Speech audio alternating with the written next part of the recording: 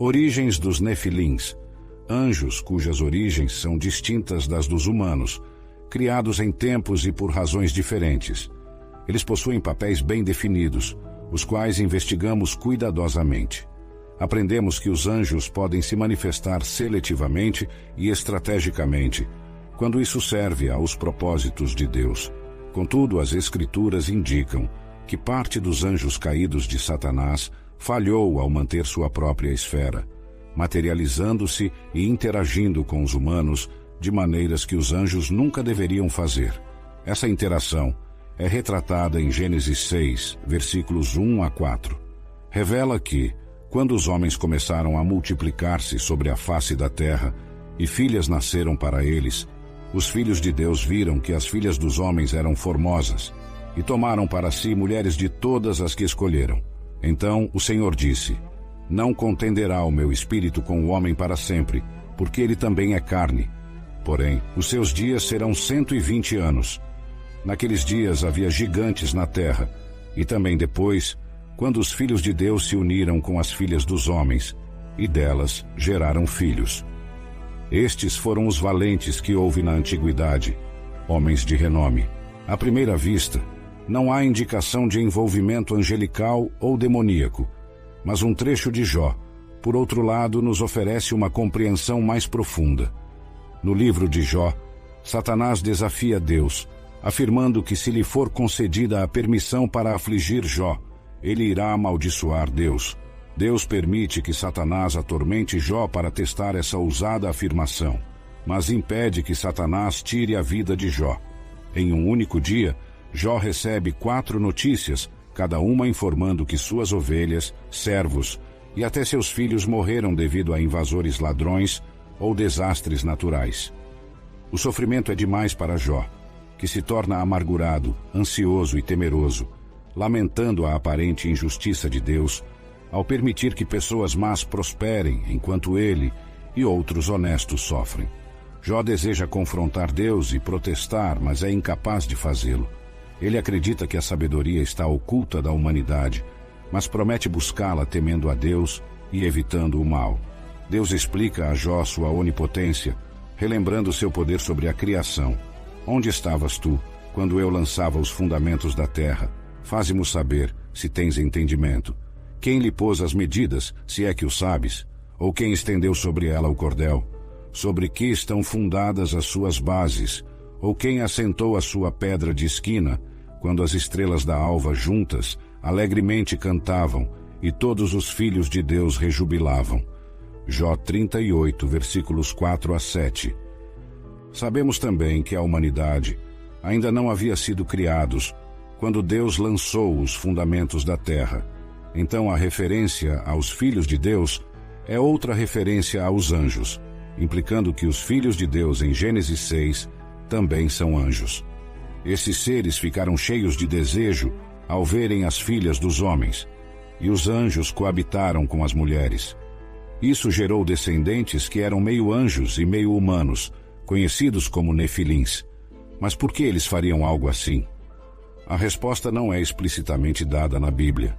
Esses filhos de Deus são seres malévolos e distorcidos. Então nada do que fazem deveria nos surpreender. Em termos de motivação específica, uma teoria sugere que esses seres tentaram poluir a linhagem humana a fim de impedir o aparecimento do Messias. Deus havia prometido que o Messias esmagaria a cabeça da serpente, Satanás, um dia. Gênesis 3, versículos 8 a 15. Os caídos em Gênesis 6 podem ter tentado impedir esse esmagamento da serpente, tornando impossível o nascimento de uma semente imaculada da mulher. Novamente, essa não é uma resposta especificamente bíblica, mas é biblicamente plausível. O julgamento de Deus sobre os Nefilins e sua herança profana foi tão frustrante que ele enviou imediatamente um dilúvio para destruir toda a terra, apagando todas as evidências dessas uniões impuras.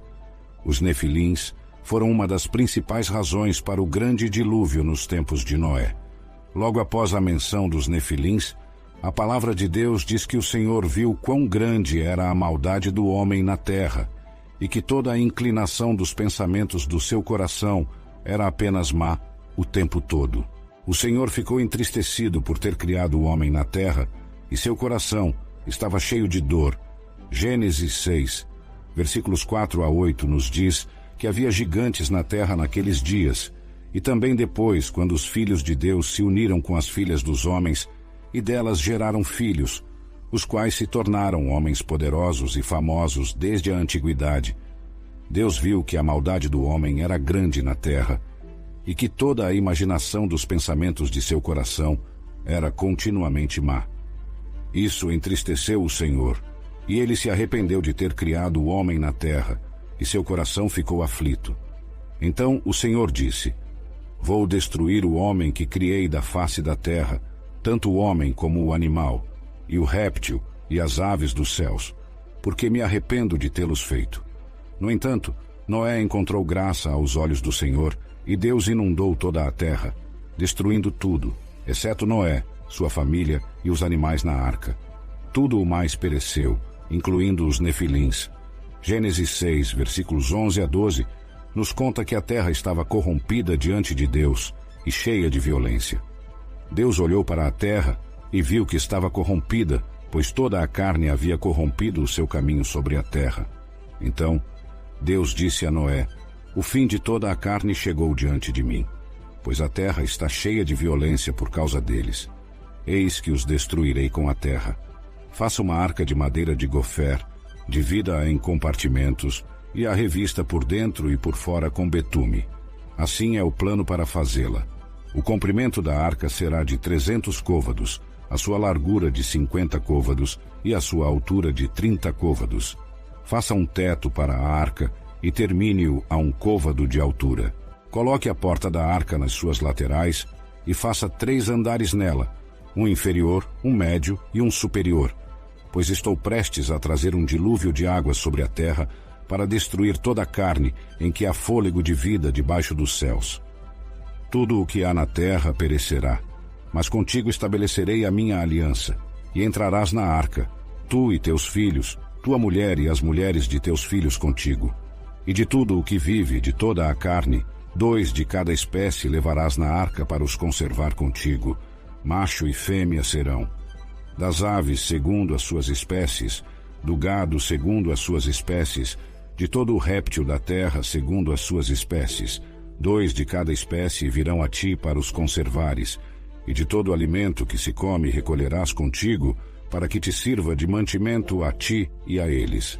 E assim, Noé fez tudo exatamente conforme Deus lhe havia ordenado. Existiram nefilins após o dilúvio?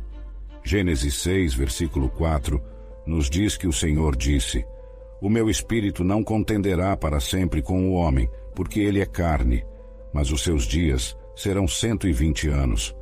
Naqueles dias havia gigantes na terra, e também depois, quando os filhos de Deus se uniram com as filhas dos homens, e delas geraram filhos.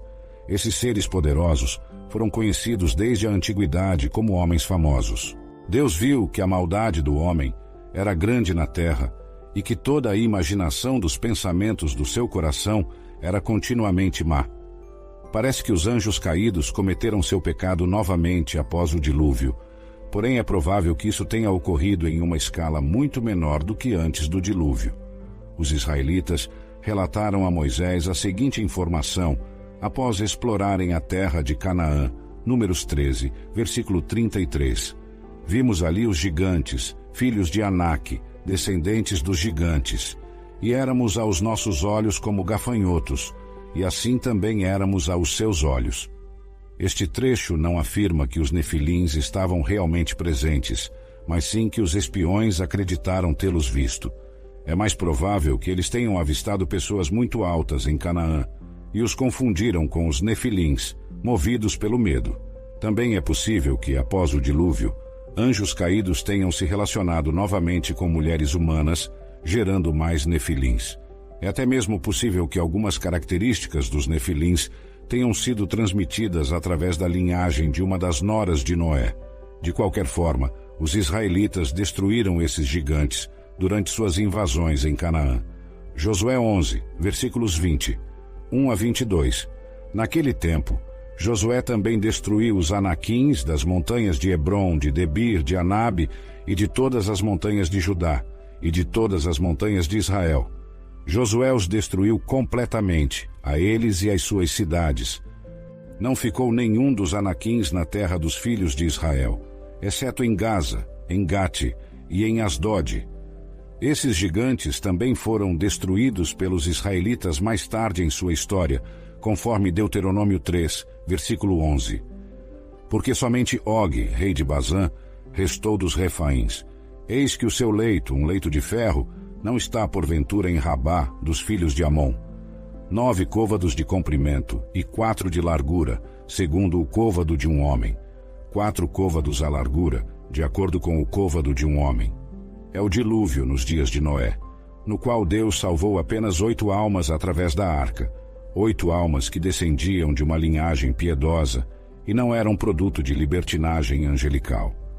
Os anjos culpados também foram lançados ao inferno e amarrados em correntes de escuridão, conforme a história nos relata. Segundo Pedro 2, versículos 3 a 5. Movidos pela ganância, tais mestres os explorarão com histórias inventadas. Há muito tempo a condenação paira sobre eles, e a sua destruição não tarda. Deus não poupou os anjos que pecaram, mas os lançou no inferno, aprisionando-os em abismos tenebrosos, a fim de serem reservados para o juízo. E não poupou o mundo antigo, quando trouxe o dilúvio sobre os ímpios, mas preservou Noé, pregador da justiça, e mais 7 pessoas. Apesar da fúria do diabo e seus demônios, eles não triunfarão. De fato, não tem mais lugar no céu. No final, não conseguirão frustrar o plano de Deus para Israel, nem a volta de seu filho.